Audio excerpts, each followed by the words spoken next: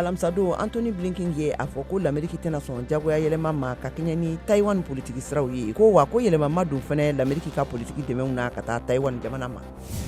A ka taama sen fɛ Asie gun kan l'Amérique wasabulon ɲɛmɔgɔ Nancy Pelosi ni ko de bayan fanfɛ wasabulon ɲɛmɔgɔ ye ɲɔgɔn ye kɛ Seoul alamsadon na maa fila ninnu ye hakilina falenfalenw kɛ ne ka tila ka layidu di kɛ dɛmɛ sinsiri la ka kɛɲɛ ni ko de kɔgɔduganfan ka masiba ye.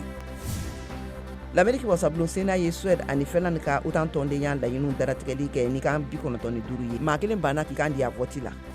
Républicains ka wasaden Jacques Walorski ani a ka nagakɔrɔ baarakɛla fila ni tora sirabagan kasara la arabadon na. Walorski ka wasadenya siɲɛ fɔlɔ sugandili kɛra kabini san 2012 waati la.